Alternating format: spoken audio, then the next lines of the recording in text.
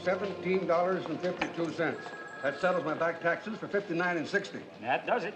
Gougers. All of you. Gougers. Don't tell it to me. I make $60 a week here. Go ahead, lady. I can wait. Thank you. Is this where you give the money in?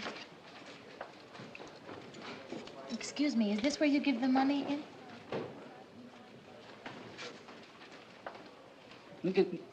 Let me see your form, miss.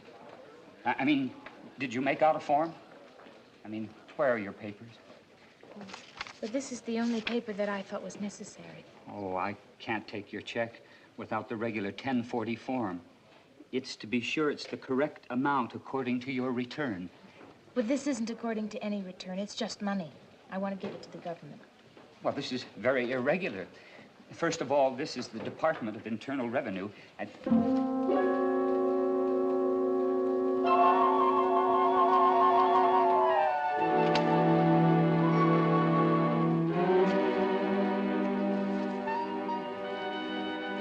I get it. April Fool. Next. No, please. Next.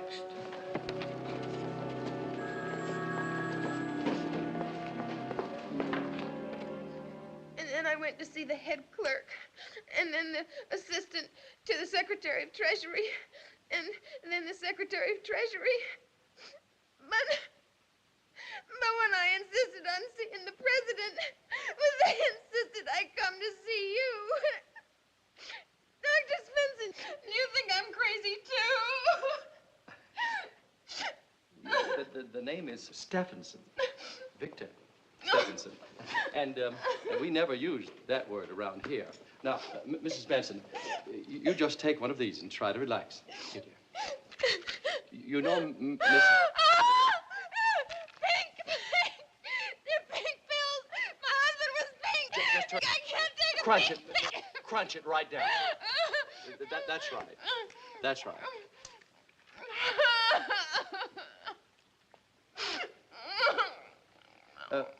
Mrs. Benson, you are obviously the victim of some inner disturbance, which, well, for the want of a better word, your guilts have led you to a state of fantasy in which, A, you're burdened with some fantastic wealth, and B, you're eager to rid yourself of it, as in the ancient ritual of exorcising some Dybbuk or evil spirit. No. Now, this is normal. Excuse me. Yes, please don't. What? Oh, yes, put him on, please. Oh, hello, Fred. You investigated and... Fred, the check is good?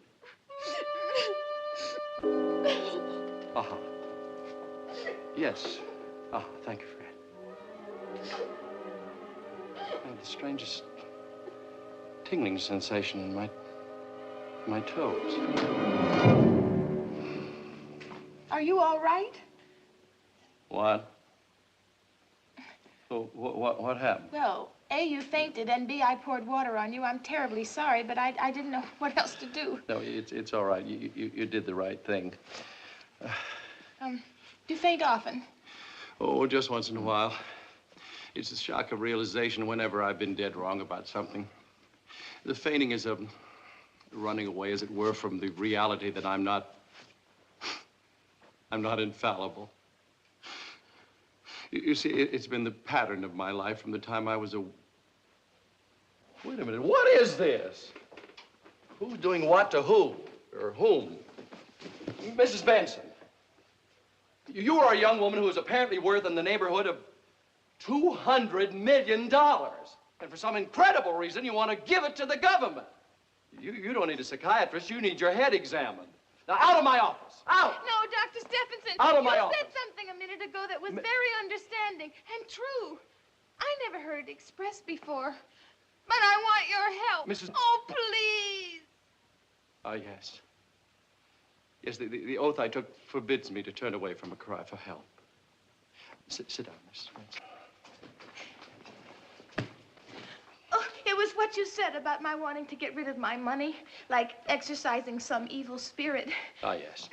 Dr. Stephenson, I think I may be some kind of a witch. Oh, come now, Mrs. Benson. This is the 19th century, or 20th century. No, really. Every man whose life I touch withers. Really? Mrs. Benson, please, just turn over and try to relax. Go right ahead. Well, I was born Louisa May Foster in the small town of Crawleyville, Ohio. Oh, I can't understand it. I never wanted money. All I ever wanted was to lead a simple life with one man to love and to love me. A simple life somewhere in a little cottage. That's all I ever wanted. Ever since I was a little girl with my mother and father. Oh, your mother. What was your mother like? Mother? Well, Mother kept Daddy and me clean, neat as a pin, and took us to church every Sunday. So now I say unto you, love thy neighbor as thyself. 'Tis better to give than to receive. Money is the root of all evil. Mother even had embroidered these very sentiments on samplers for our living room at home. But we were poor, and Mother found it hard to live up to these ideas. Good day, Mrs. Jenkins. Sherman, did you see Emily Jenkins, that slob smothered in a mink cape? I hate her guts. Look what I've got. Her husband was a shipping clerk 15 years ago, same as you. Now look at him. Look at you. Where's your drive? Where's your ambition? That's what counts in this world. Success, money, success, money. President of the Nice Fellows Club. Oh. Money, success, get to the top. Money, success, money, money, money, money.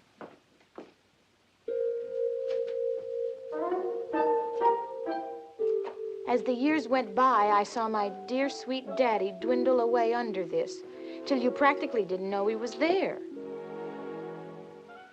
I began to understand what Mother really meant by those samplers.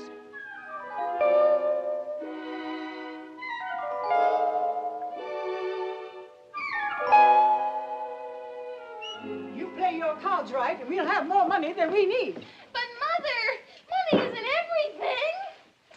I know Leonard Crawley owns Crawley's Emporium and 3/4 of the property in Crawleyville, but I'm not going to marry him just because he's the richest man in town. He's a sneak and a bore and a drag, and he's been with every girl there is, and besides, I don't love him. There's no such thing as love. He's a snob. He's ashamed of you and where we live. Why, he won't even walk in this house when he comes to call for me. I wouldn't come in here either if I didn't have to. Louisa, you turned out real beautiful. You have something to sell. Take a mother's advice. Sell it now. Yes, Leonard, you better hurry. No, I'm not going. How dare you turn down a man like Leonard Crawley? I tell you, he has money. You go and get it. Leonard was waiting. I thought over everything he had to offer. The Crawley home, the Crawley stables, Crawley's department store. But then there was Leonard himself. Leonard Crawley was, how shall I say it? Well, that's not fair, I guess. He was just Leonard Crawley, son of wealth. Put it right down next to mine, baby. Gee, I wish I'd said that. Ah, you can use it any time you want. Just give credit to Crawley. That's more than Crawley ever did for anyone else in this town. Oh, by the way, you better let your mom know that the payment's due on her refrigerator. Don't let her get the idea that because we're getting married, I'm gonna let her off the hook. Oh, no. By the way, she couldn't be your real mother. She must have been left on your front doorstep one stormy night in a cage. Why are you so intent on marrying me when it's perfectly obvious I'm indifferent to you and all the so-called advantages you have to offer me? That's just it, baby. You're the only girl in town who doesn't throw herself in front of me in the mud and scream, take me, take me. You know, you suggest good breeding. Heaven knows where you got it from. But also you produce me an heir, and Then my mother stopped nagging me about carrying on the Crawley tradition. Any better reason than that for getting married? Hmm? How about love? Love? Well, let me put it this way, honey. I'm very rich and you're very poor, and sooner or later you're gonna come around. You know the indifference I felt? Hmm? Well, it's beginning to change. It's beginning to blossom into complete contempt. But to tell you, honey, I told you you're gonna come around sooner or later.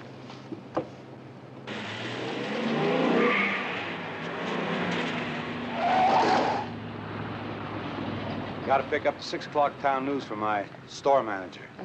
Crawley Gestapo. Oh, yeah. Uh-oh, that eyesore. The only spot in town we don't own. But it's just a matter of time before old Hopper will come around. Just like you, baby. Good afternoon, Mr. Crawley. Miss Foster, nice spring weather. All right, make it fast, Driscoll. Yes, sir. Mrs. Willoughby was 5 minutes late getting back from the doctor's today. $5 fine off her salary. Yes, sir. Hopper sent back the answer to your latest bid on his property. It's still no. He says he doesn't want to make money. He just wants to keep his little place as it is. Edgar Hopper. I haven't run into him since high school. I wonder how many days I get for manslaughter. In Crawleyville, they wouldn't even find you, sir.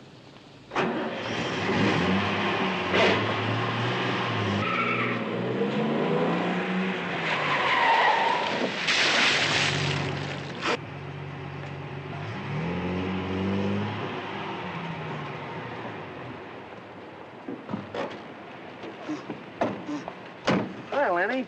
Edgar, you better watch where you're going. Yeah, you're right, Lenny. I was looking at the sun. Aren't you angry?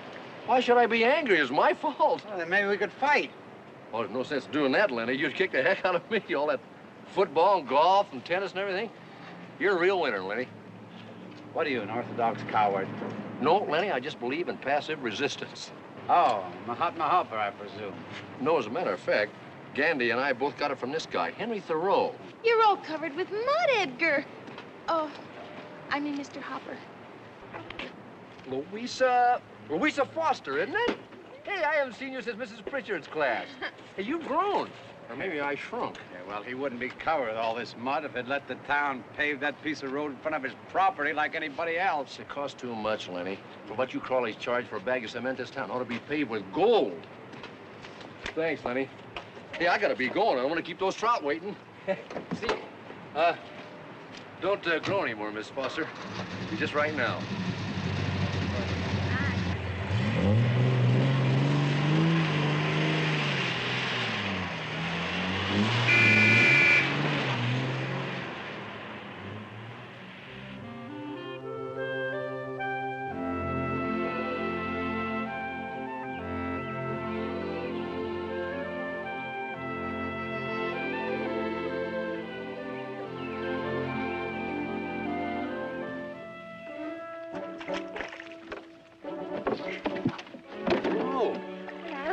Imagine finding you here.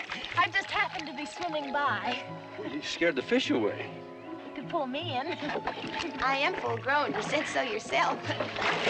Thank you. Sit down. Here, put this on. Thanks. Did you catch any?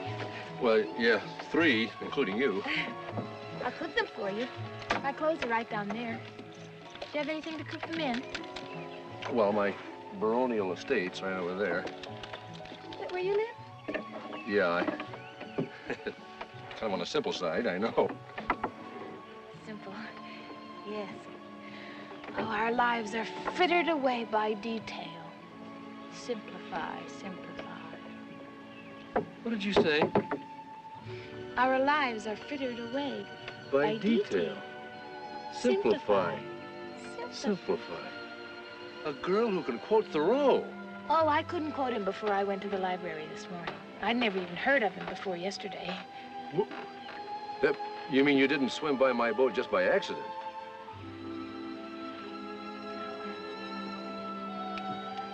Gee.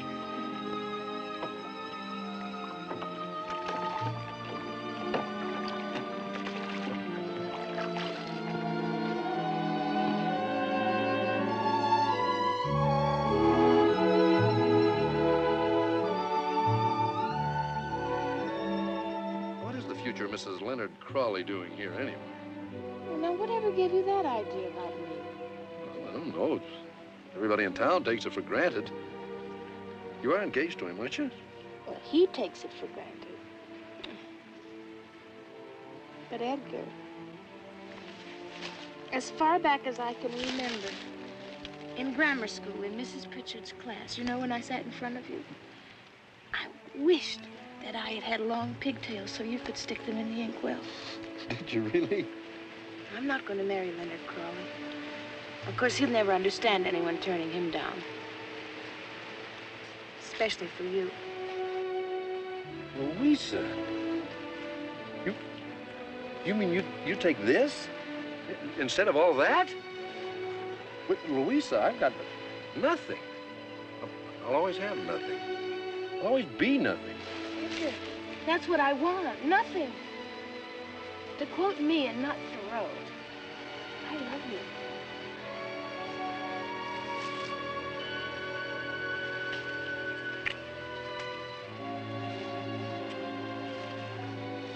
Oh, Louisa, I'll make you happy. I'll never work hard. I'll never make good. I swear it. It's true, Mother. I've married Edgar Hopper.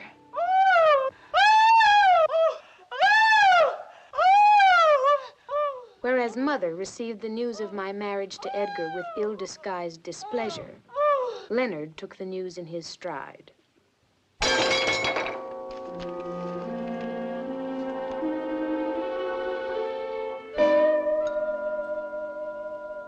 For a while, Edgar and I led an idyllic life. He went off to the store a couple of hours a week, but the rest of the time belonged to us. As I look back on it, I see our life together as a wonderful old silent movie.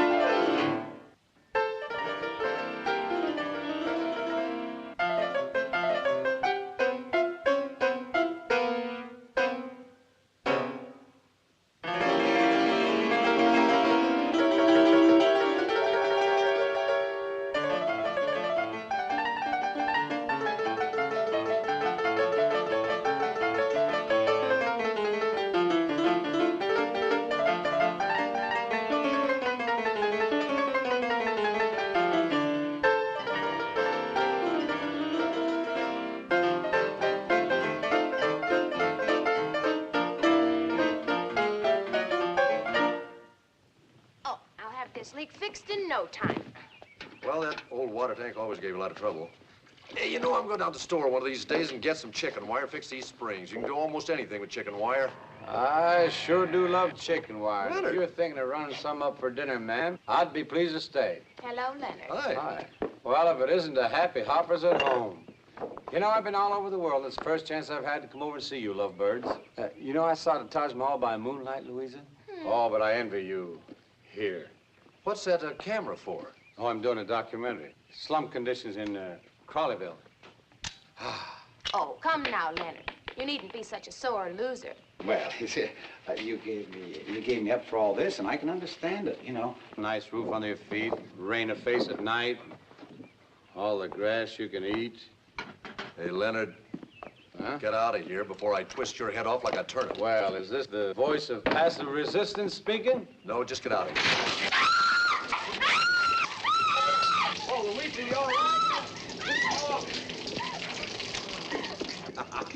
Well, another innovation for modern living, huh? Instant shower from a lady. I'm afraid I'm not a bit handy, Edgar. Oh, no, but you are handy. Perhaps I could use you down at the store doing odd jobs, and I'd tell you, and you could be earning a living.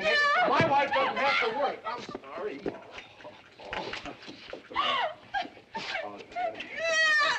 Ed, seriously, Ed, why don't you come down and see me this afternoon and sell me that piece of property of yours?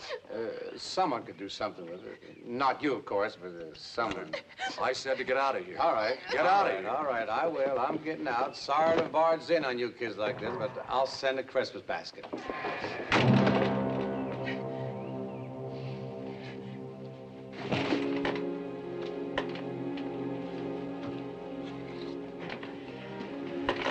What's the matter, darling? Oh, nothing. I think I'll go down to the store for a little while this afternoon. But you were there just 10 days ago. Well, got that chicken wire I want and some nails. You know, it's end of summer. People come home from vacation. Somebody might want something. Oh, well, I'll be back.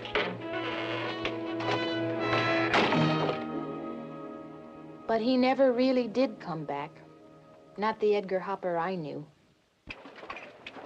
When he hadn't returned by the next day, I hurried into town.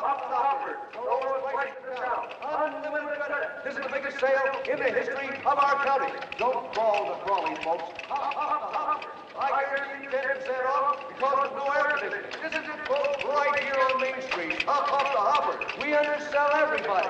Come right in, folks. Instant credit. If we haven't got it, we'll get it for you, folks. Don't crawl the Crawleys. Hop the hoppers. So all you shop. Louisa. What is all this? Hopper's Taj Mahal, honey, and it's all for you. Listen, Louisa, when that snake rattled into our house, something snapped. But where have you been? Why didn't you come home? There you were, mending the roof. My wife. Hop, you shoppers. Hop the hoppers. Honey, I want to get you things, dresses and things for the house, a house. But I like our house. Listen, what is it that makes a family go to the same store over and over and no place else? I don't know. Free eats. Free toys for the kiddies? That's it. We'll stuff them and then we'll sell them. Hop, you shoppers. Hop the hoppers. Come on, honey, let me show you around. Hey, you kids. Get up on top there and keep with the hop the hopper. Eddie, this is wonderful. Oh, thanks, folks. Terrific. Thanks for coming. Hey, there's a lot more bargains here than that. We'll be back, Eddie. Okay. Some buys, Eddie. Congratulations, Eddie. Oh, thanks. The prices are low, the goods are right, so come to Hoppers from morn till night. We'll be No back kidding, soon. we're open till 10 o'clock every night. How's it going there, folks? great. Good to hear it. Those are all on Edgar? sale. When will we ever see each other? Well, honey, as soon as this thing gets going, we'll have more time together than ever. But we had all our time together before. What about Thoreau? Thoreau? But you don't want to keep pace like all the others. You heard a different drummer, remember? Oh, yeah, I hear a different drummer, all right. And the music I hear says hop, hop, Betty. Hop, hop. Well, looks like we got him at last, Driscoll. Have we? The people seem to be eating it up. Anybody will run to look at a freak. I figure I give him 3 months and he'll hop himself right into oblivion.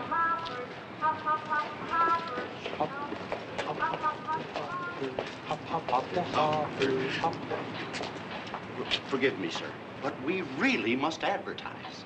You must, huh? You're fired.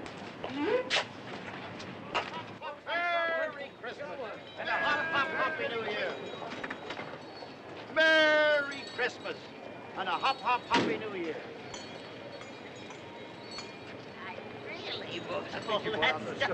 And it's no trouble at all, Mrs. Freeman, no trouble. You can't leave Hoppers, Hoppers leaves with you. Hey, Ned, you draw Mrs. Freeman off on the way home, okay? Okay, Oh, thank you, Edgar. And Merry Christmas. Edgar. Be right with you, lady. Merry Christmas to you, Mrs. Freeman. Edgar. Oh, hi, honey. Excuse me, I gotta get back. But Edgar, aren't you coming home soon? Oh, I'm sorry, Louisa. We're staying open till midnight tonight. What's the matter? Nothing. Just a little lonely, that's all. What? In that big, beautiful new house, lonely? I'm the only one who's ever in it. Edgar, it's Christmas. But yes, and Christmas is business, big business. You're working entirely too hard, darling. Look, honey, by this time next year, we'll be so rich we can take a real vacation. Italy? Italy. Merry Christmas. Besides, what's the matter with work? A little hard work never killed anybody. Merry Christmas. Hi there. And a hop, hop, hoppy New Year.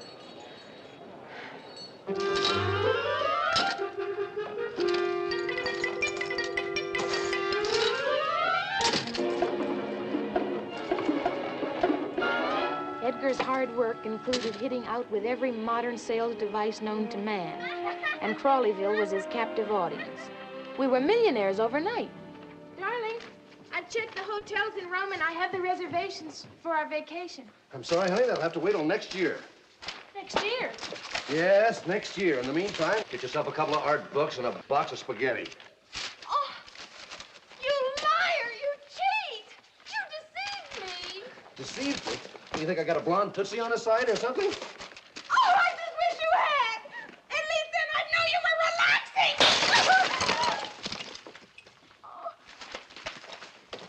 Oh, you don't even have any feelings anymore! When we got married, you promised for better or for worse that you'd never make good, that you'd always be nothing. Well, look at us. We're so rich we never even see each other anymore. Edgar, you're frittering away your life in detail. Simplify, simplify. Simplify, schmimplify. A little hard work never killed anybody. Edgar was like someone bewitched, like the sorcerer's apprentice. He couldn't stop. Get me 300,000 feet of rust-proof chicken wire. Listen, what is with our order on the Mother Goose Atomic Disintegrator Kit? No, make them think they can't live without doorknobs that light up in the dark. Think big. Our musical mop, which plays Let Me Call You Sweetheart, I'm in Love with You, is a marketing failure. Get something happier like Stars and Stripes Forever to guarantee musical mop-up. So it is just a simple equation. Service quotient X plus condensation atmospheric quotient Y plus smile and affability quotient X show in the last 3 months a sales gain line that has hop, hop, hop right off the lousy board. In short, boys, we are becoming, by the figures, the bigger, biggest. In re yours of the 23rd, I am impatiently awaiting your order. Hastily yours, Edgar Hopper. There can be no delays. If you insist on delaying, you can always be replaced. Hastily yours, Edgar Hopper. Since your delivery service has not been quick enough, we are terminating our agreement with you. Hastily yours, Edgar Hopper. I'd like all those folders rushed out to the entire mailing list by at least Monday. Hastily yours, Edgar Hopper. Order canceled. We ask you for goods. You gave us promises. Hastily yours, Edgar Hopper. All the displays in all of the branch stores must be changed daily and rotated. Hastily yours, Edgar Hopper. That is my final word on the subject. Hastily yours, Edgar Hopper. I've got to have 10,000 bed springs at once. Hastily yours, Edgar Heaver. Hastily yours, the Hophead.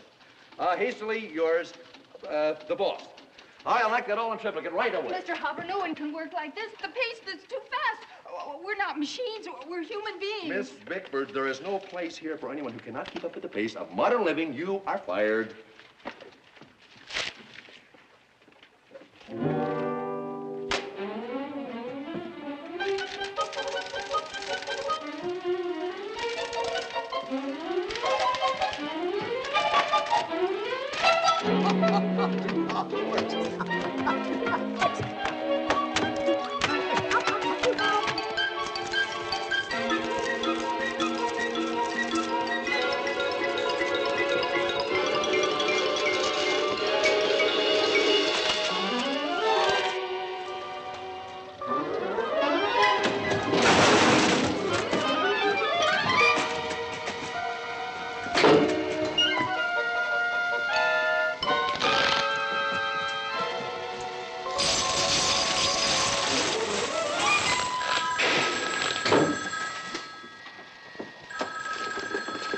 Yes?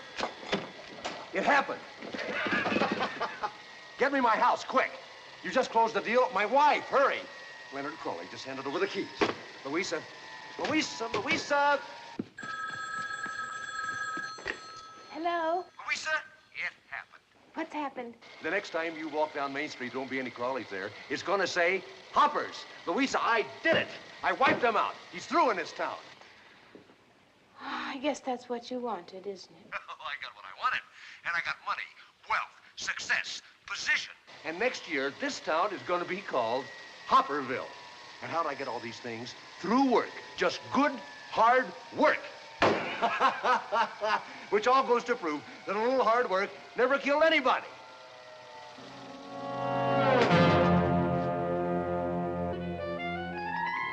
And outside of the bequest of one roll of chicken wire to Leonard Crawley, I bequeath my entire fortune and worldly goods to my wife, Louisa May Foster Hopper.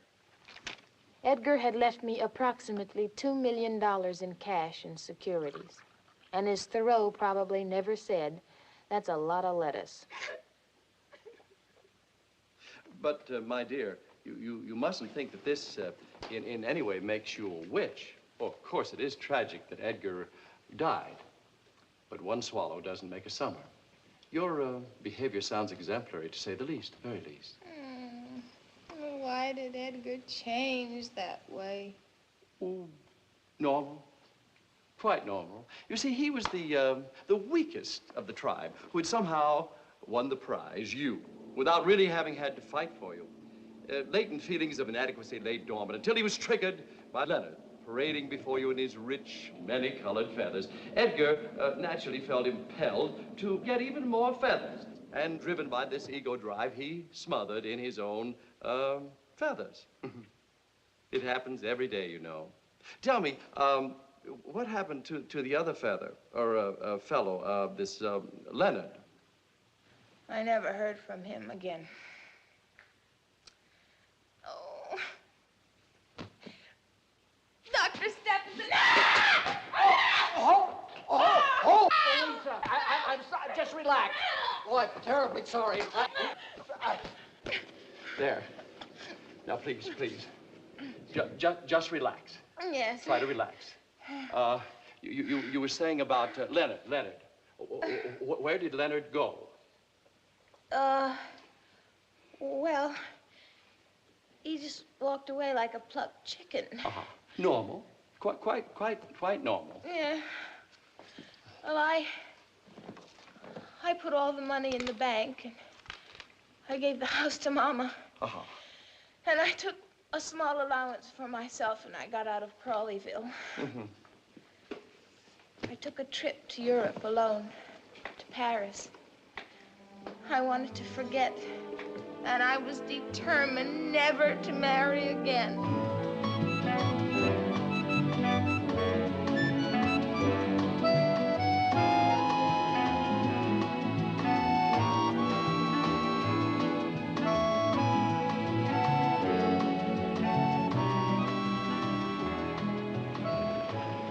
The bus tours were thrilling and exhausting.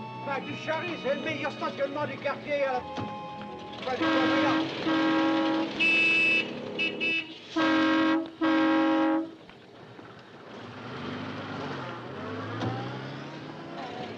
Place de la...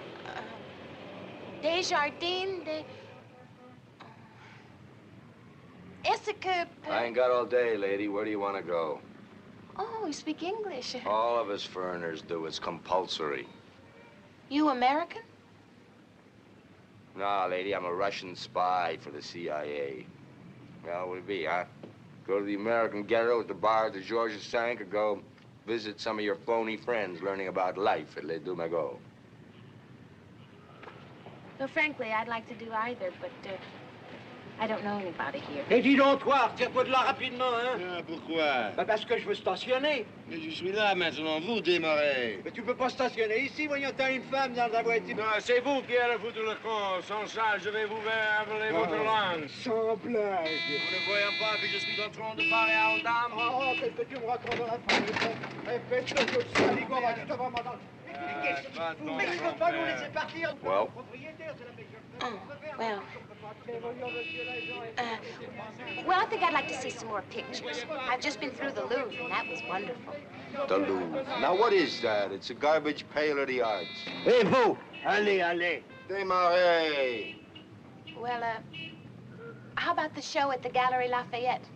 That's a department store, lady, but I'd rather hang up one of their face towels than some of that other junk. Listen, I'm sure you're an expert taxi driver, and I don't mean to belittle your profession. But why should I listen to your opinion on art?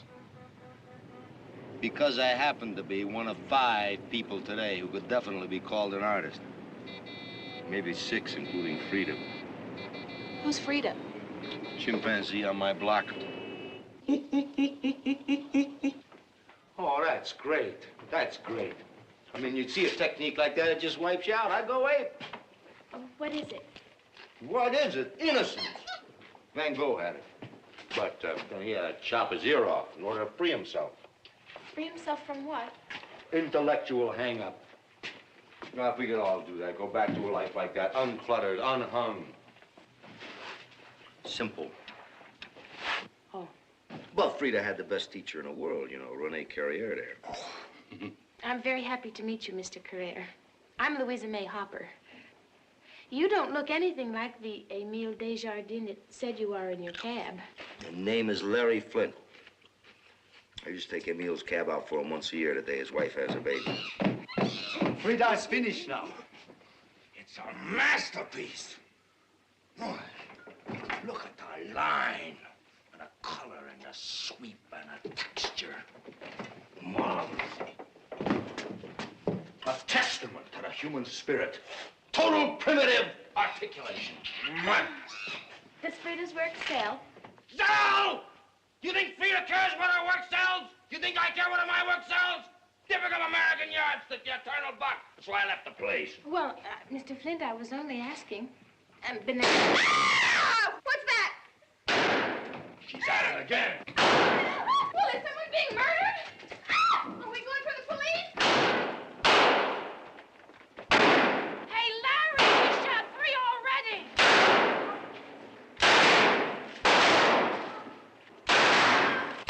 Hey, Polly, you're working again. Yeah, for weeks I thought I couldn't paint again, and now suddenly it's all come back.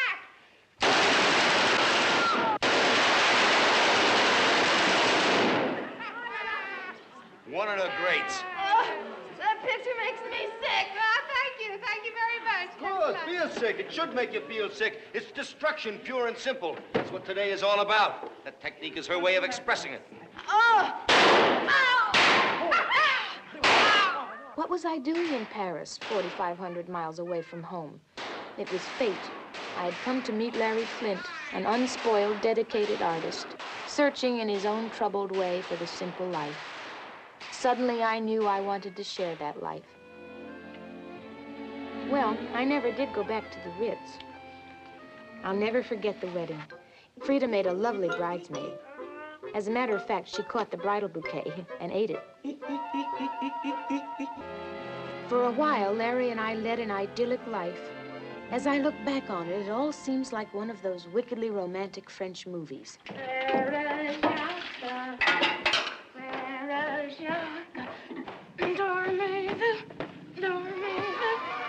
Allons, mon vieux! Allons maintenant!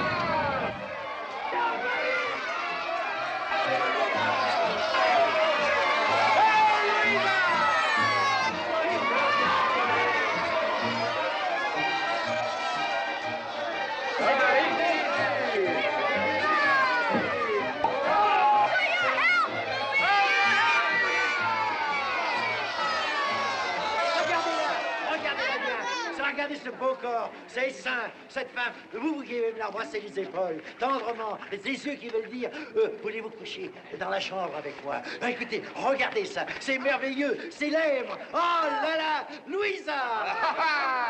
Je ne veux plus attendre pour la tenir dans mes bras, pour presser mes lèvres contre les siens. Je veux me perdre sans ondes dans la jungle de sa beauté. Je veux crier avec une joie sans mélange quand je la tiendre pressée contre moi. Près, toujours plus près.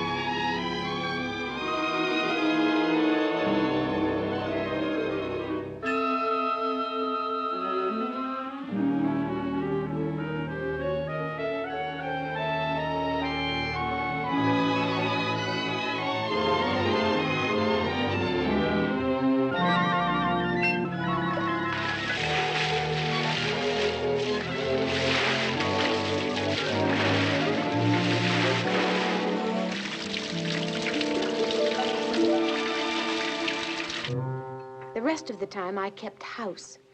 Ah, la vie des bohèmes. Le sacrifice d'amour.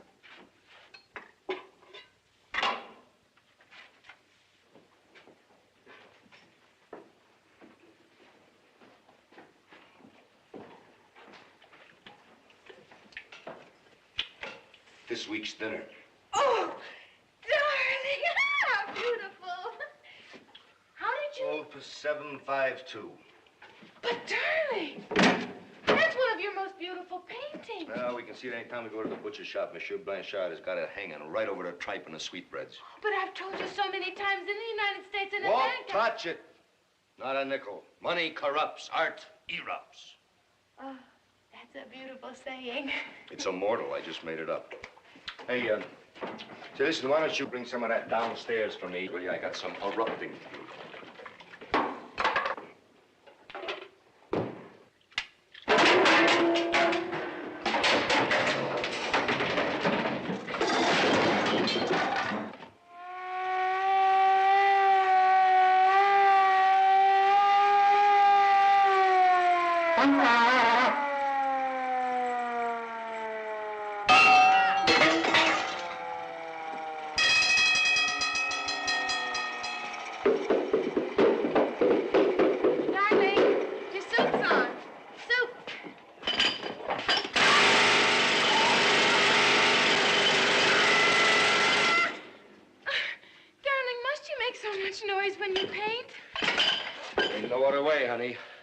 Tools of my trade, like I told you. See, the sound, the sonic vibrations, they go in there, and then that gets transmitted to that photoelectric cell, which gives those dynamic impulses to the brushes and the arms.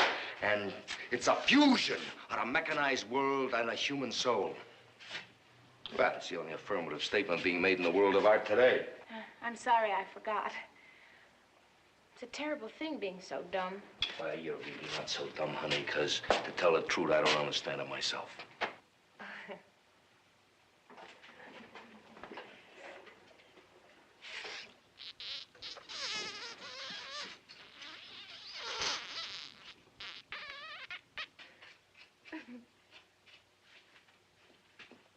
We left the machine on. Larry! Larry? I know this probably sounds stupid to you, but what if we take a record and we put it on and we play it through the Sonic palette. the sonic palette? Silly kid, go ahead. Mendelssohn's Spring Song. That's my favorite.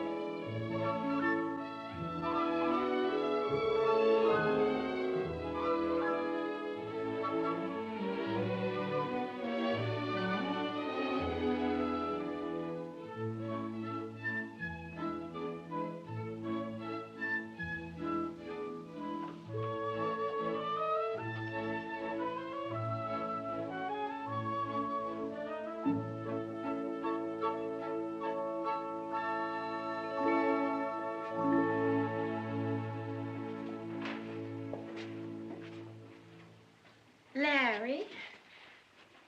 Larry? Oh, I like the ones you make with your own noises. They're the real you. Yeah, but, I hate to waste a good canvas, so I might try to pay a bill with it. Well, maybe the butcher won't know the difference between a real Larry Flint and a Mendelssohn.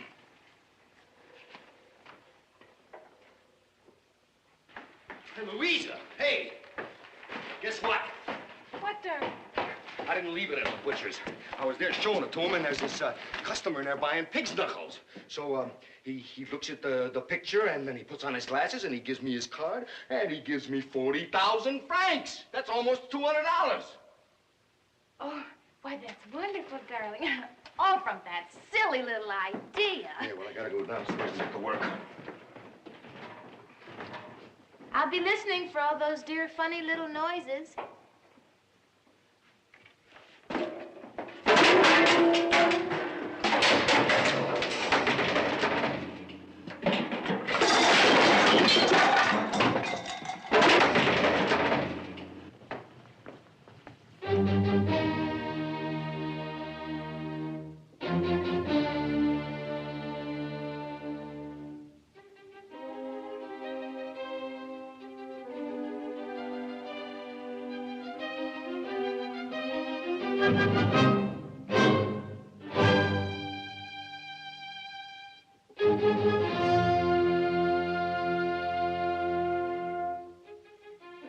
Ha! Das ist gut, Ludwig.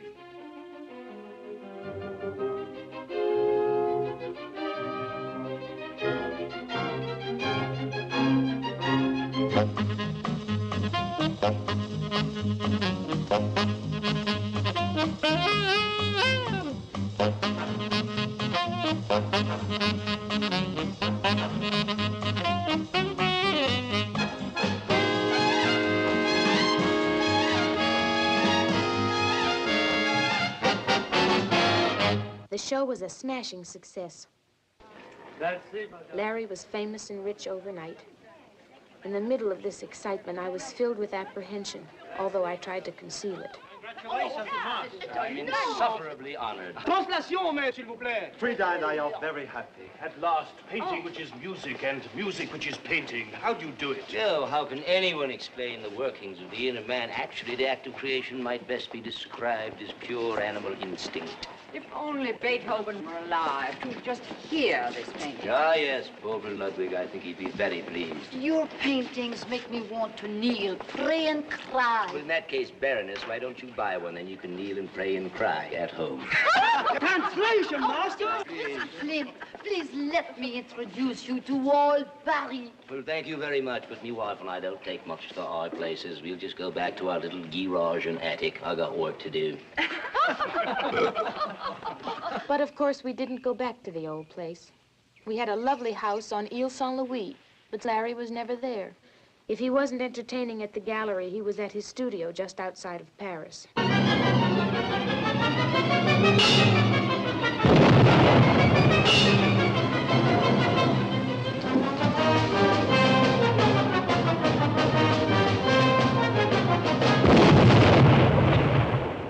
I was tired of being alone, tired of wearing these ridiculous outfits Larry painted for me. What kind of life was this?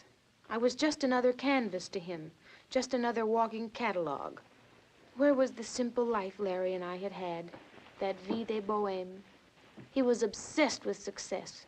I had to get him back. I couldn't let that happen to me a second time. Suddenly, I had an idea.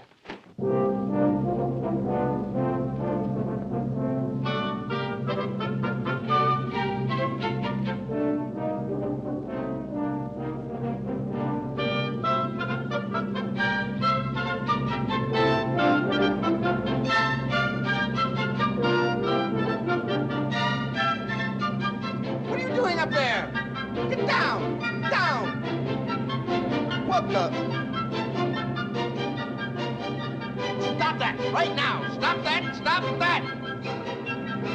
Come on now, stop that! Louisa, what are you doing here? Darling, I haven't seen you in so long. What do you mean? We had dinner together only last week. What do you want? I have a surprise for you. Aha!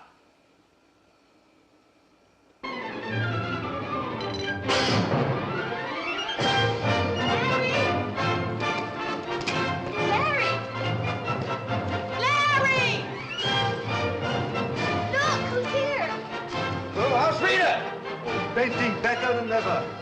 Larry. Larry, we have missed you, Larry. Oh, yes, I missed you, too.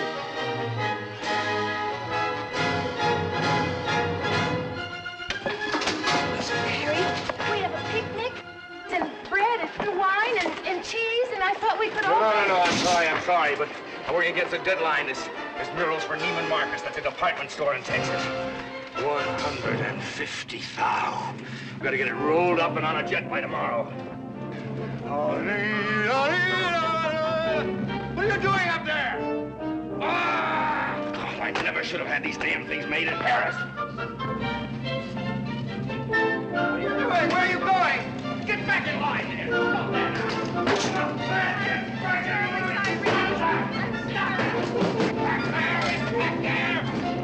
Larry, Larry, what is the matter with you? What is the matter? Huh? Larry, why can't it be the way it used to be? Larry, I never dreamed this could happen. What is the matter with you? Larry, what is the matter with you? What is the matter? Larry!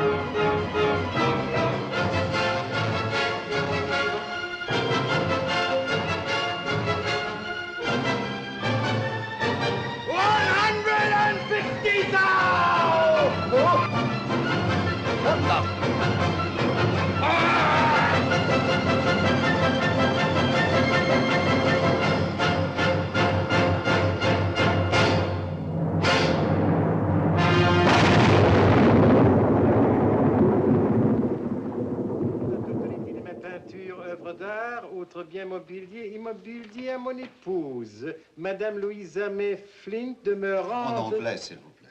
Pardon, madame. I, Larry Flint, bequeath... What Larry Flint had left me in cash, plus the sale of his remaining pictures, brought me in the neighborhood of $4 million in American money. It was an amount even Picasso wouldn't be ashamed of. After several months of trying to lose myself in Paris, I decided to leave.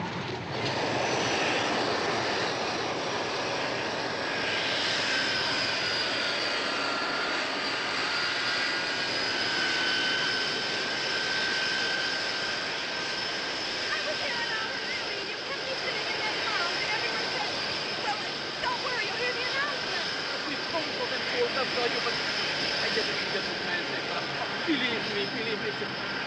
Oh, my luggage is on that plane. Oh, I had my heart set on getting out of here.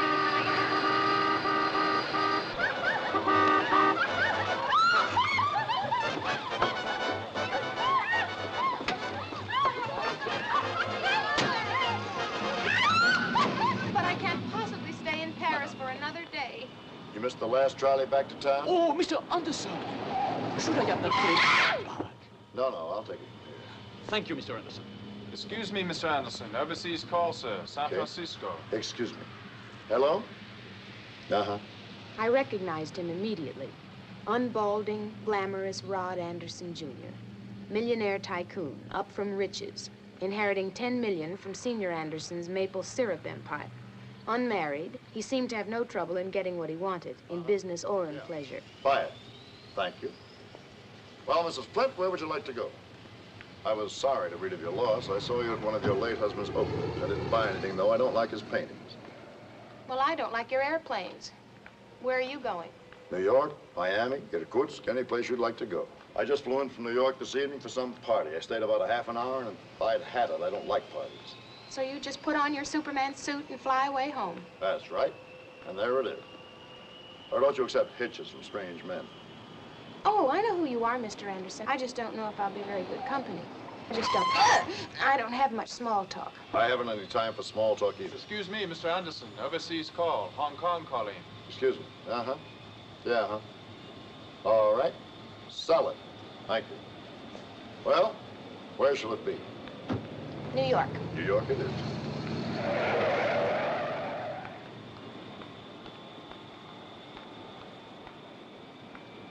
What was I getting into? What was on that plane? I looked at the name of it. Melissa. Naturally, it would be named after a woman. I'd heard enough about those dissolute playboys.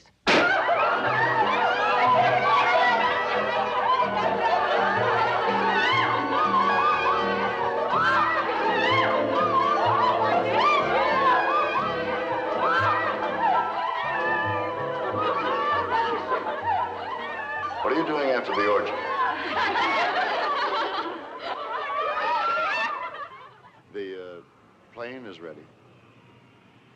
Pretty name, Melissa. It's someone I knew a long time ago.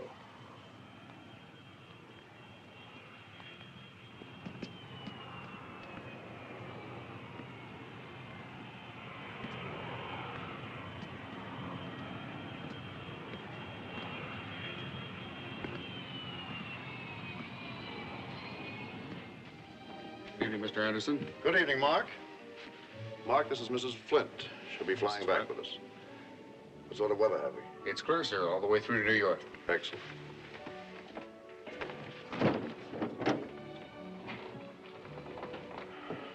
Good evening, Willard. Good evening, Mr. Anderson. Willard, this is Mrs. Flint. Mrs. Flint will be flying back with us. Yes, sir. Her bags left on the 1119. You have them picked up at Idlewild and delivered to, The Montclair Hotel? is that your favorite? Well, I've never been in New York. Only for a few hours en route. Mm-hmm. You better make that my suite at the St. Regis, Willard. Very good, sir. It's reserved for visiting executives. I camp about 10 blocks further up the street on Fifth Avenue. And Willard, have the chef come round and take Mrs. Flint's order, will you? Yes, sir. You have anything you like. We have some rather fine wines aboard. I'll just have my usual. Yes, sir. Whatever you have is all right with me. Oh, really? My usual has 2 soft-boiled eggs, gluten toast, and a glass of yogurt. And Willard, Mrs. Flint will have the creme senegalese steak Diane, pomme souffle, profiterole with chocolate sauce, and break out a bottle of Latache. Oh, very good, sir. And that'll be all, Willard. Thank you. Now, let's step into the bar. Make you one of my very special martinis. Oh, thank you, no. I'll have a scotch on the rocks. On the rocks. Oh, very well. I was raised on maple syrup, you know. Cured me of drinking anything at all. Oh, well, then I won't have... No, you go right ahead. Drink up. Good for you.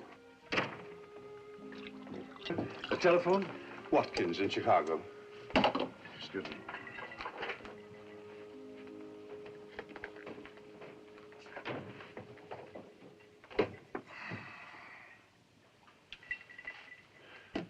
You know, you really are rather beautiful.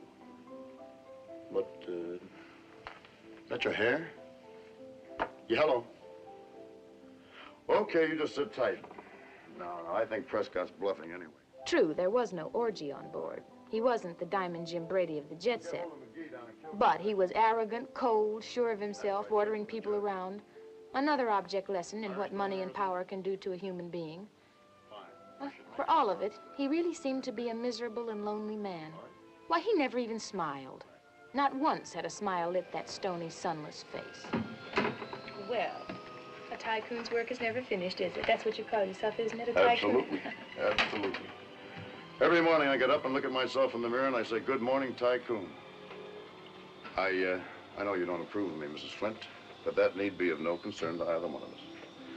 I'm going into my office now. I've got some work to do. I promise not to interrupt by calling out points of passing interest or the weather conditions over Baffin Bay.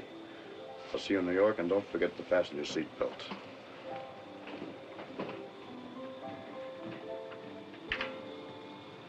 What was wrong with my hat anyway? Okay, Mark, I'll take it. Okay, sir. I wondered who Melissa was. Some forgotten Hollywood starlet, no doubt.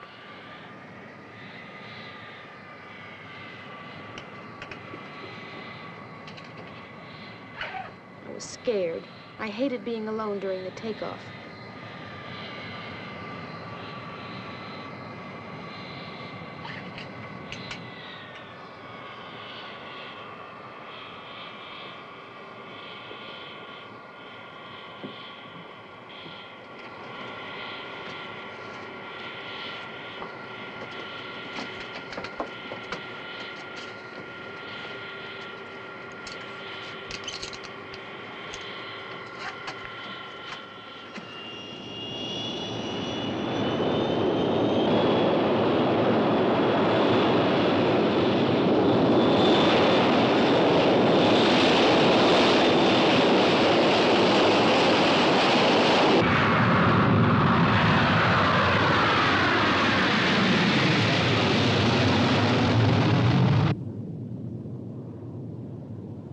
was so beautiful looking down. The lights, the sky, the stars. How I wished I had someone to share it with. Not this unsmiling, airborne cigar store Indian. Then the fatal thing happened.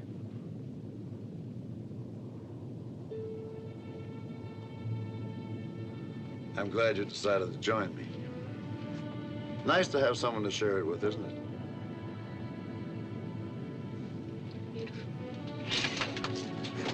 Excuse me, sir. Telephone, Zurich? Willard, tell the gentleman I just stepped out.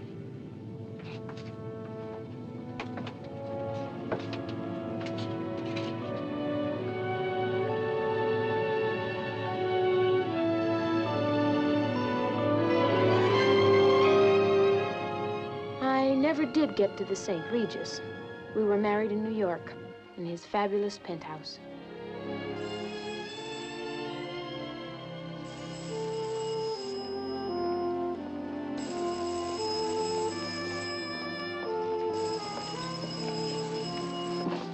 Thank you, Timothy. Hello. Yes. Okay. I felt so safe at last. Rod had all the wealth and success he wanted long before he met me. I felt I couldn't possibly jinx his life. As for the mysterious Melissa, I decided never to question him about it. I dismissed it from my life.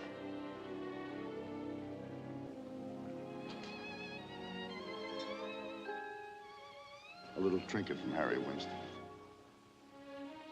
As I look back on it now, our life together was like one of those glamorous Hollywood movies, all about love and what'll she wear next.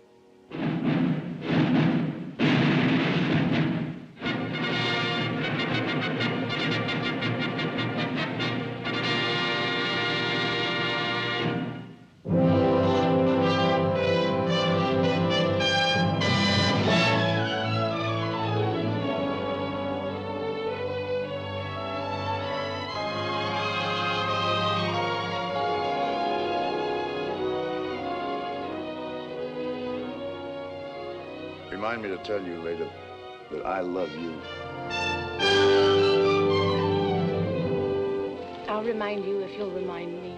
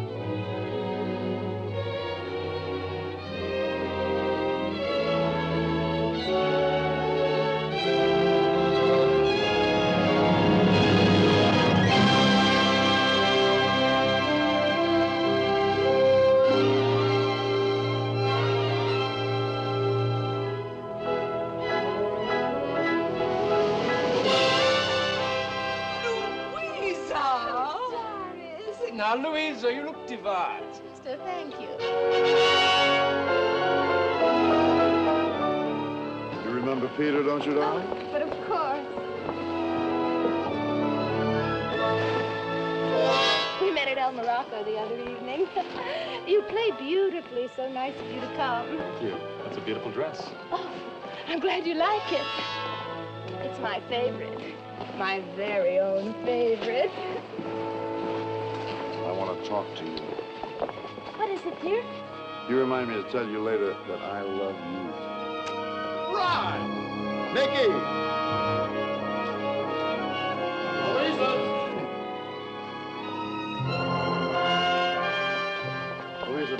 you're someone you simply must meet.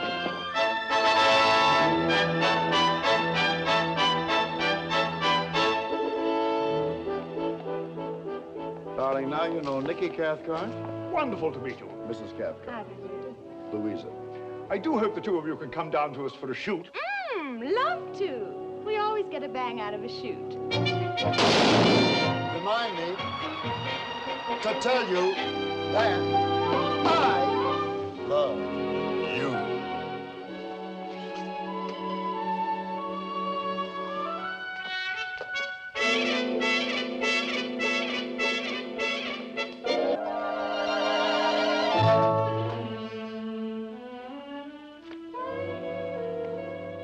I remind you just as soon as I change my nightgown.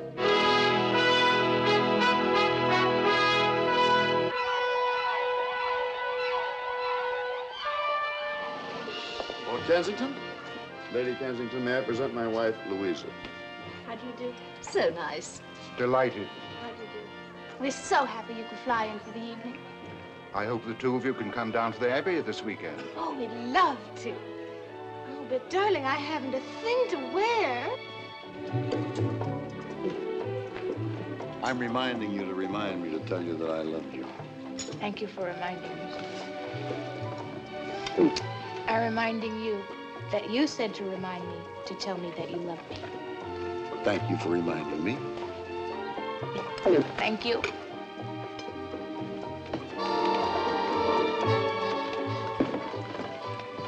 I love you. I love you.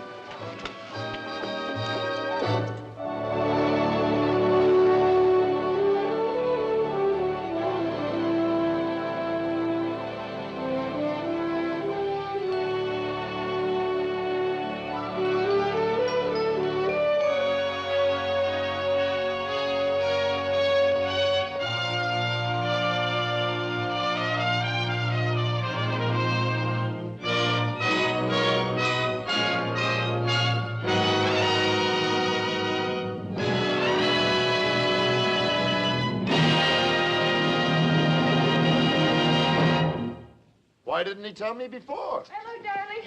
I'm sorry I'm late. Will you tell him that he's through? This is total disaster. How could it possibly happen to me? What happened? Louisa, ever since we got married, I've been neglecting my business. I've been so much in love with you that I've paid no attention to it at all. I've just let it slide. Well, I've just been reading these business reports. Are you faced with ruin? I am 3 times as rich as I was the day we got married. Oh, no! Nobody triples the business of Anderson Enterprises but Rod Anderson. Someone has been giving orders. Somewhere, somebody in my organization. Well, that's absolute treachery. Someone's been giving orders behind my back. Imagine that. If I want to lose a fortune, I'll lose a fortune. If I want to triple it, I'll triple it. No one else. I'm going to get to every one of my offices all over the world, and I'm going to find out who's been running things behind my back. Triple it. How could he possibly triple it? Who can the guy be? You spend years training employees, executives to serve you faithfully, and they stab you behind the back. That's loyalty for you. Willard, you make arrangements for trips to Sydney, Johannesburg, Hong Kong, and Bombay. I'm looking for somebody, and I'm not coming back until I find them. I knew there was no man to look for. It was only me and my witch's curse. Sleep was impossible. Next morning, Rod would go out of my life forever and meet his doom somewhere. I was terrified. I tried to think of a way to save him.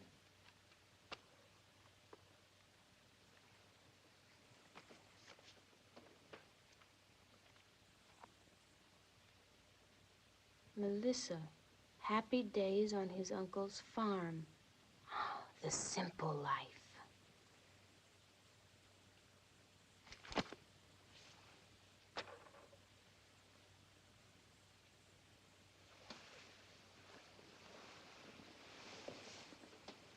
Moo.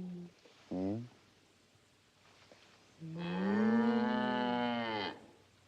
Melissa? Melissa.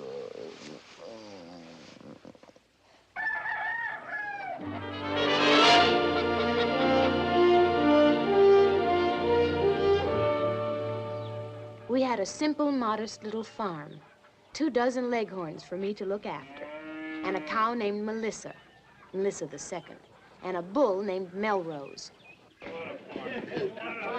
Well, Ma, how do I look? Neighbors all say I look real fine. Wonderful, Pa. Real elegant. And one more nip of our local cider. Well, it's my 4th, and I'm not a drinking man, but seeing as how it's welcoming day, here's to you. Hey, thank you. Good day, Mr. Anderson. Good day, Mrs. Anderson. Have another drink. Oh, I'm driving. Come on, no more.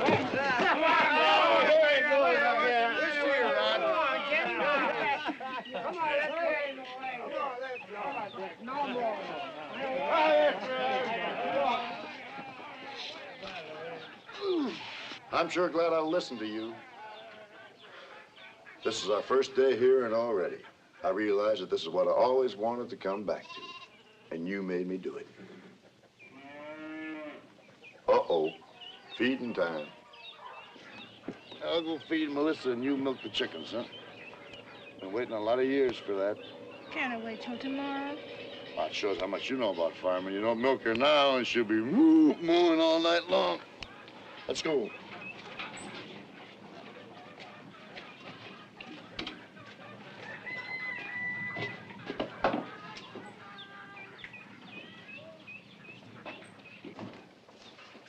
Hello, Melissa, baby. Oh, How you doing, honey? just great, honey. That's a girl, Melissa, baby. Ooh, baby. Ooh, Melissa. That's it. Melrose! Forgive me!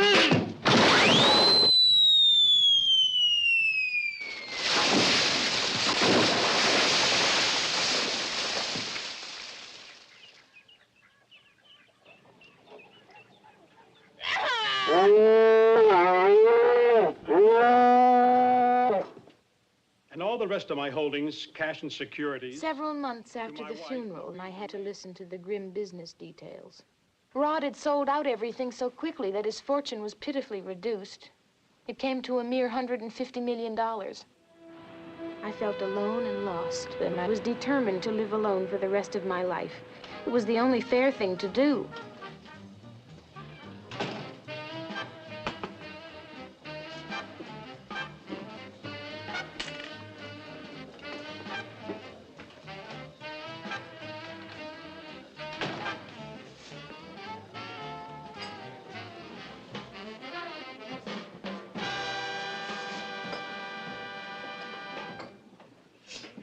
Isn't there any way of getting a cup of coffee here? Isn't there any way of getting a cup of coffee here? What's your name, miss? Louisa May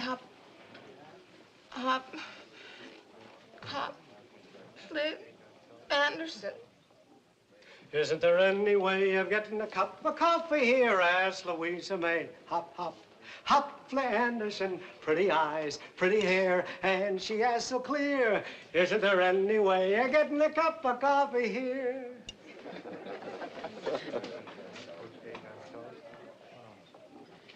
Louisa May Hop, Flea Anderson, huh? That's a funny name.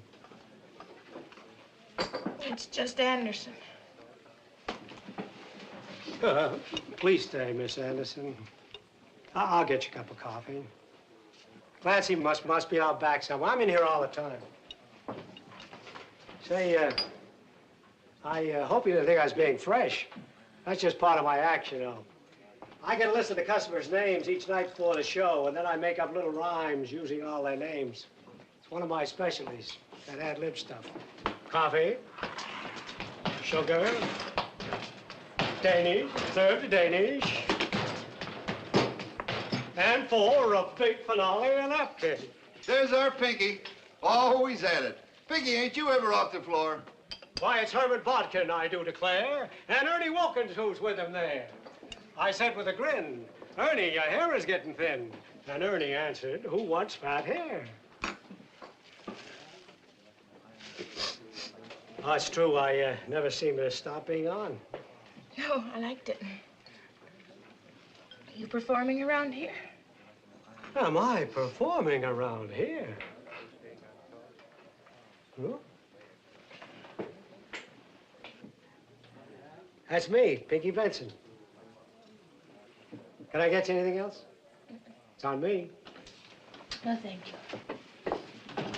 What's done? I got it, Clarence. Thank you. Say, if you're not busy later, would you like to watch my act? I hadn't decided what to do later. I even thought of staying in this town for a few days till I made up my mind. Well? No. Well, sure. I'll come. Good. I gotta kind of rush over there right now. It takes me 2 hours for my props and to put on my costume and makeup. Oh, really? Yeah. How's it going? Well, the management must love me. I've been playing there for 14 years. See you later.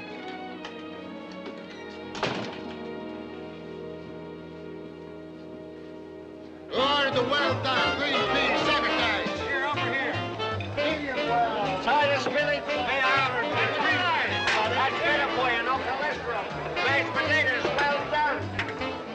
One rare hash brown. Hang on the French fries. Take it back. Really making it back. Shut up. I agree, but stop yourself, honey. No man was a fistful of bones. Okay, okay. Here he is for your dinner pleasure. Jersey City's own, a Pinky, a Benson.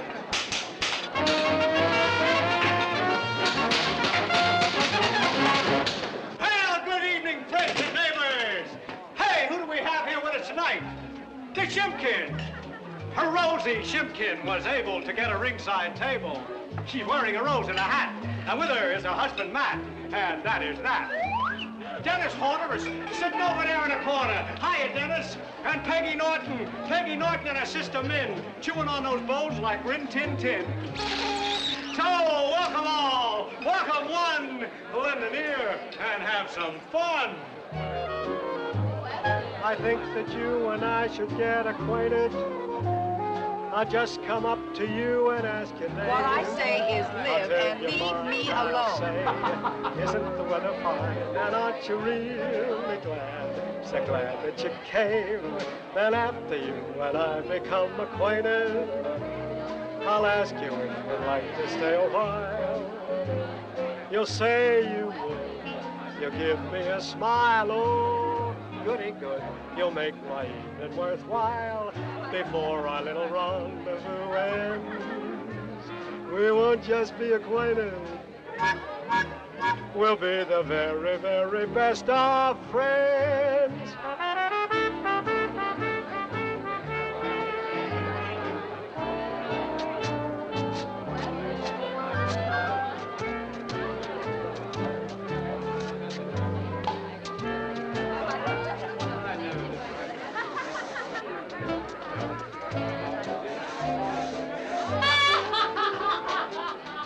I could see why the management loved him.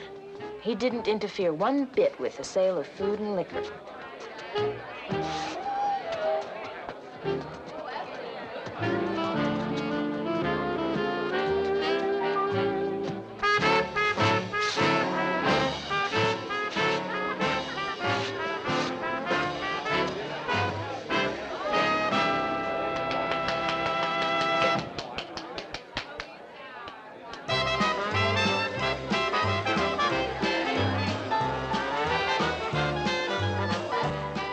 It was the worst act I'd ever seen. Just looking at Pinky made me want to cry. But he was so happy and untroubled. And I feel at home here, as you can see. And in all the 14 years, you never wanted to play anywhere else? Oh, you mean the big time? Boy, why does everybody seem to think you have to want to play the big time? Why? You get to the top of the ladder, you're a slave to your fans, you got no life of your own. Then you got to start worrying about staying up there. No, not for me. I'm happy doing what I'm doing. And you know what? I teach dancing to kids in the daytime. That's nice. Yeah. My wife wanted me to get ahead. She wanted me to get an agent, press agent, publicity audition, push. Your wife? Yeah, I was married once. We were a team. She always wanted to be way up there, so I let her go. And today, that woman is Greta Garbo. No, she married a guy with a lot of dough, and she left the business. I don't blame her. I don't blame her at all. I was just a guy who wanted the simple kind of life. And that's the story of my life as told to Louisa May. Hop, hop, hop, hop, Anderson.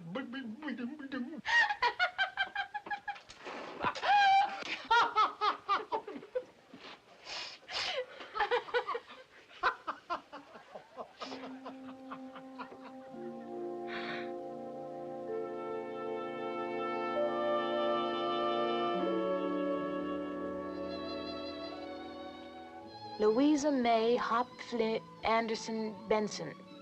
Yes, we were married, happily married, and we lived on our lovely houseboat on the Hudson. I told him I had a great deal of money somewhere, but both of us forgot all about it. Oh, good morning, Mrs. Benson. Good morning to you. Good morning, Mrs. Benson. How do you do? I'll give you just one kiss.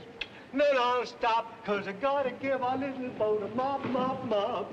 Boo, boo, ba-da, ba-da, boo, boo, ba-da, boo, boo, boo, ba-da, boo, ba, ba, ba. As I look back on it now, our life together was like a gay musical number from one of those big Hollywood movie musicals. On our little houseboat built for two.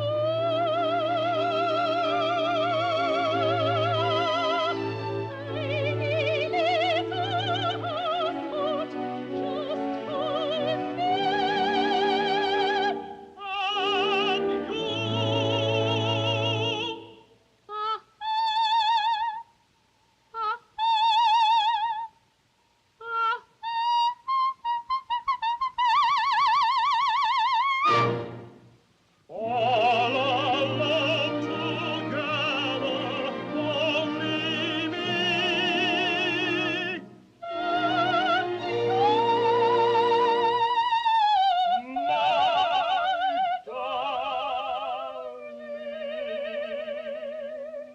On our houseboat on the Hudson, along, together life is rosy on the Hudson in days of rain, of weather, far from city streets and far from hills of heather, loving, singing, dancing all of the time.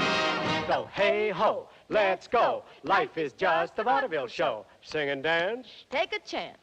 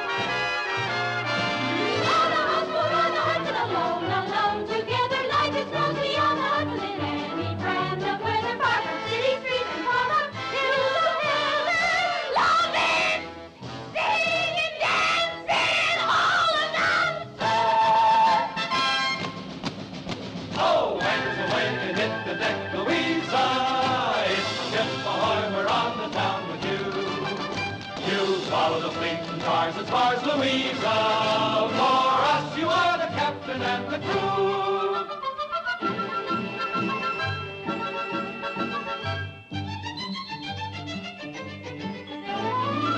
Oh, how we love Louisa. Oh, how we love Louisa. She sent from heaven up above. Just like the Tower of Pisa, there's only one Louisa.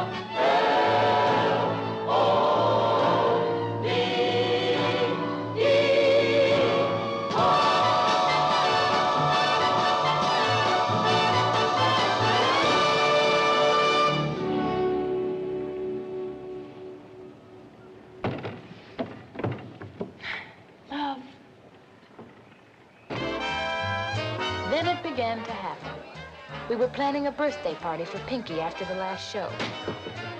Well, I guess we got everything. The hot dogs, the rolls. Hey, look at the clock. I gotta get made up. Oh, you've got time? No, I don't. I have less than 2 hours. It takes you 2 hours to get out of that makeup. You'll be late for your party. Couldn't you just skip it? Skip a performance? No, skip the makeup, I mean. Do it just as you are. Oh, don't be silly, darling. The makeup's the whole act. Here's the bucket of lemonade, Pinky. Thank you. Thank you.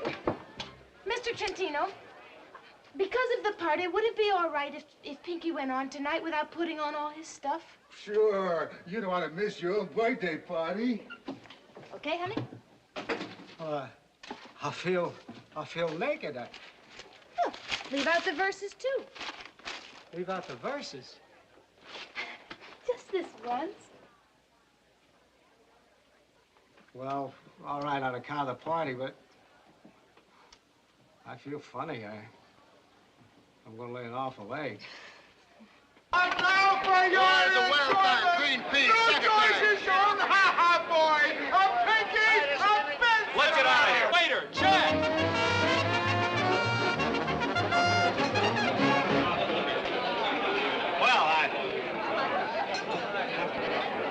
Frankie dropped him in the second. They said, hey. It was the fifth. I was there. Trentino, may we have some relish? Sure, help yourself. One rare hash brown. You want the French fries?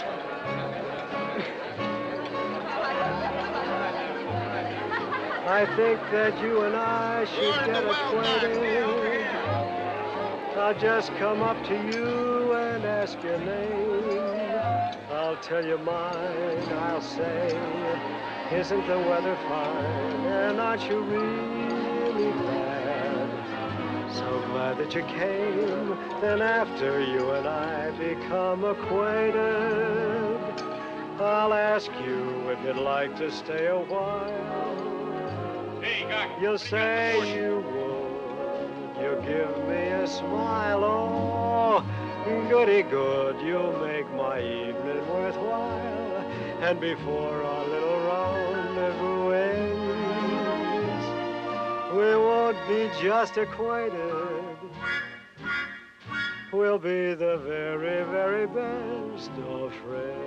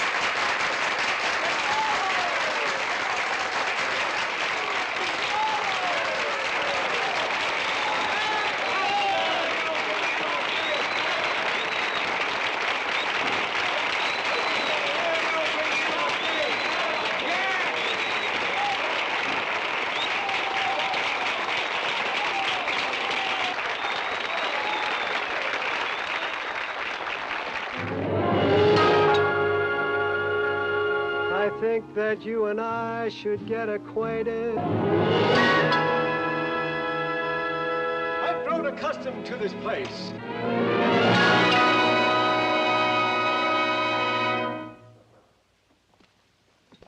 What? Caesar! Cut, Fred. Magnificent, Pinky. Wonderful. Magnificent. I'll never direct a better actor. And to think they wanted to put that Welshman in the part.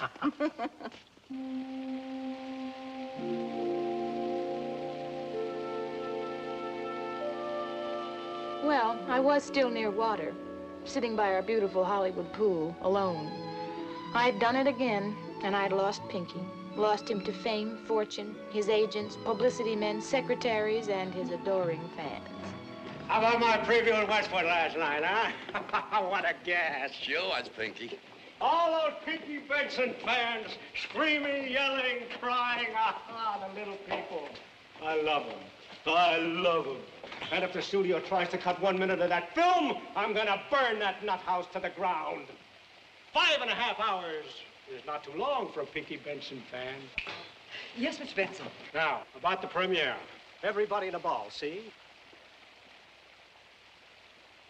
Hi, Louisa. Hi, Pinky. Going in for a dip? No, I'm going to Brown Derby. I got a business luncheon with these creeps. Ciao, baby. Ain't you gonna change? What for? You know you can't get in a derby without a tie on. Jeez. And Pinky, after lunch, you got to tape a speech to send to Jersey City. Yeah, you told me. What's it for? Pinky Benson Day. Big ceremony in your honor. Citizens are getting together to paint the front of the house you were born in pink. Yeah? Gee, that's kind of sweet. I wonder who thought of that. I did. Yeah? Well, here's an idea from me. What's the matter with this place? The fans and the buses go by here every afternoon. Let's let them know without a doubt which house is Pinky's house.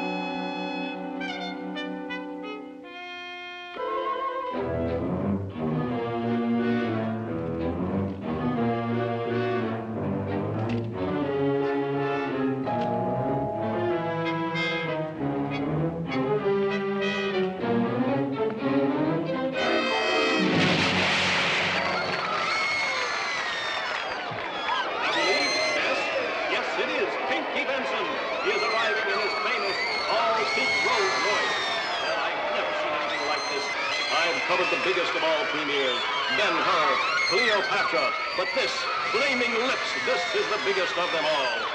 All the great in show business are here tonight, the great and the near great, and all the little people. Awaiting the premiere of Flaming Lips. Mrs. Pinky Benson seems to be wearing a pink, all-pink chinchilla coat. Now he's introducing Mrs. Pinky Benson to the crowd. Oh, this is fabulous.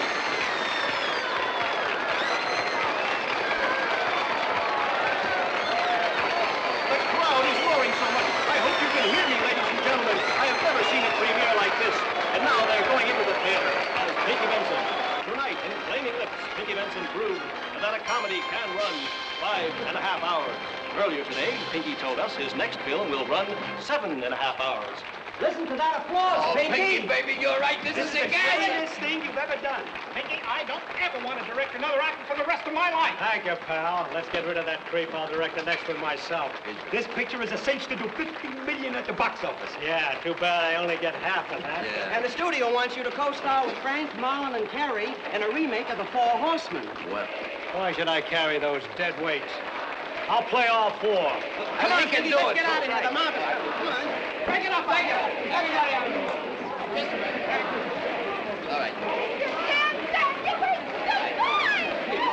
And now, turning to our cameras, the co-star of Flaming Lips, Miss Lips. Linda Putty, another Pinky Benson discovery.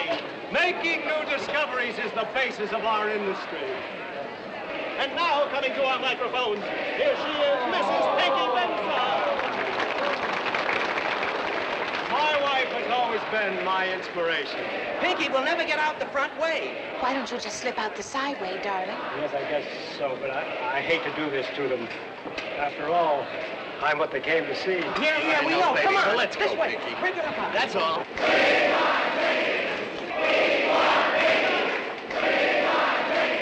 The little people. I love them. Love them.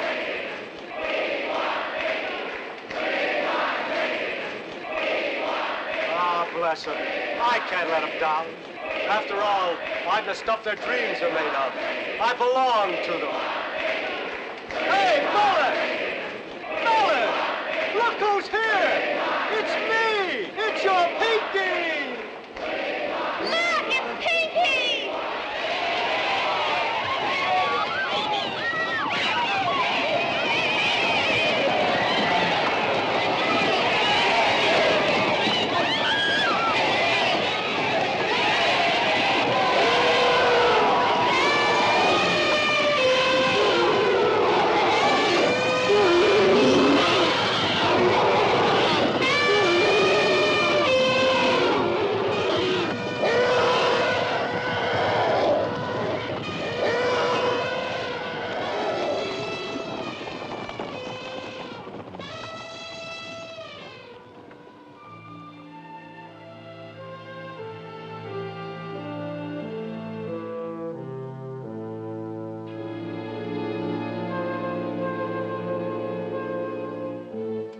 Ah, yes, Miss Benson, I know.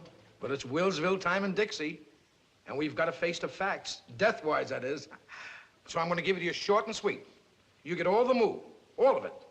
But there's one catch. And so I ordered to be built the Pinky Benson Memorial Museum dedicated to my fans. And within it will be preserved all my dancing shoes dipped in bronze and a giant gold replica of my larynx. A permanent pink light will burn before my statue, and the 15,000-seat auditorium, my pictures will run 24 hours a day. Everything else I bequeath to my wife, Louisa May Benson. Pinky was right. He did belong to his fans. Forever. He was such a sweet man when I met him. And then came... Well, that's all. Why, isn't that enough? Oh, I was left with another $30 million, and I flew right here to Washington, and that brings us up to date. And I'm going to give that money away. The government's not going to stop me either, and neither are you. Please answer my question, Dr. Stephenson. Am I a witch or am I not?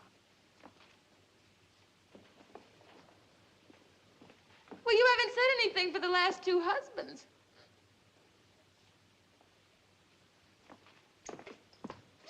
Well, you're not even listening to me. Who? What? Well, you're an analyst. Huh? What? Analyze. Oh, that, yes. Now, let me see. You got married to 4 men for love. Mm-hmm. All of them were doomed to success and extinction. There was Hopper, Flint, Anderson, and Benson.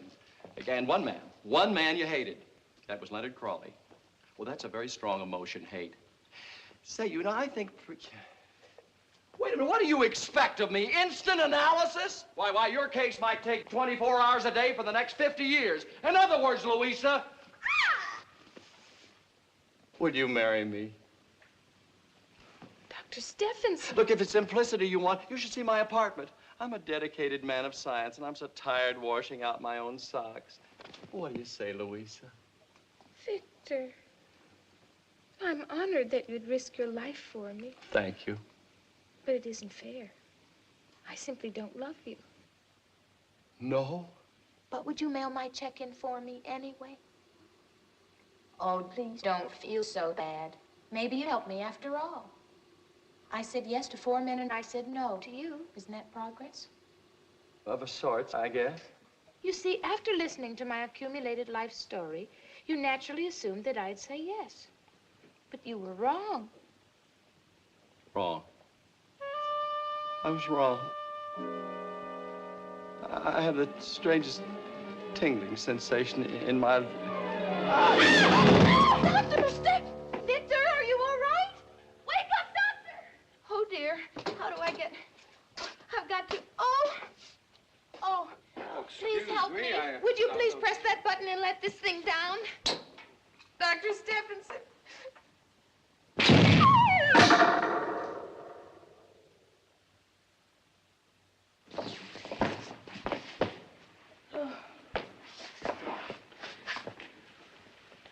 Ma'am, what? Louisa. Leonard Crawley. What happened to the doctor? He fell off. Well, he always does. Oh. Dr. Stephenson. Doctor. Leonard, you're the custodian here. What? Now, Louisa, let's call a spade a spade. I'm the janitor. Oh, how awful. Oh, no. I deserved it. You know, poetic justice is called. But in a way, I ruined your life, too. Oh, no, you made it. You know, when I lost everything, I just began to live. And I'll always be grateful to you and your friend. Thoreau. He said simplify, and you can't get much more simpler than being a janitor. Leonard. Hmm? You're the only man in the world I ever really hated. Hate's a very strong emotion, you know. But I think the thing I hated most was that I knew that deep down under that small-town emperor there was a human being that I wanted to know, and you wouldn't let come out.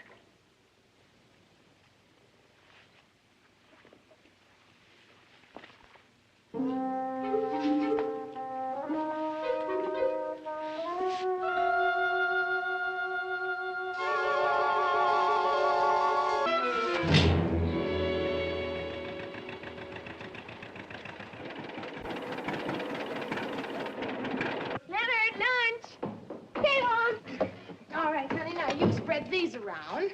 Jonathan, lunch. Hey, look, Mom. Look what I caught.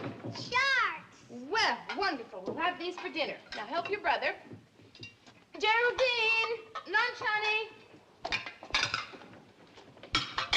Now, don't you drop this. What do you think I am? A baby? All right. Help is on the way.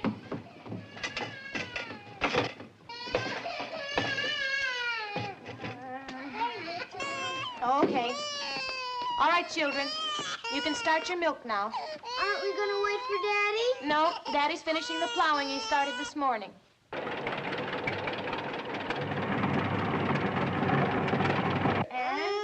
the princess had 4 beautiful children. Leonard, and Jonathan, and Geraldine, and Butch. And they all lived happily ever after.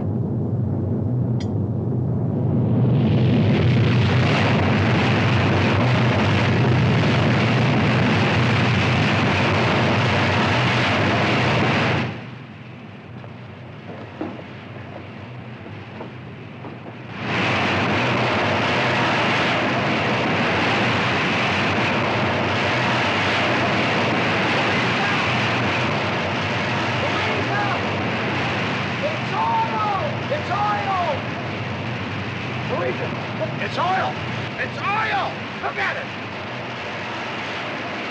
It can't be happening. It can't be true. It can't be happening. But it is.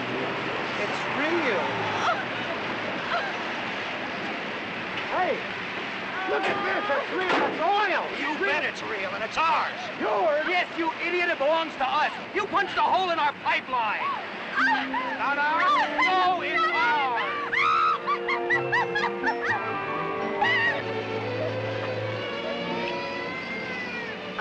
My wonderful, wonderful failure.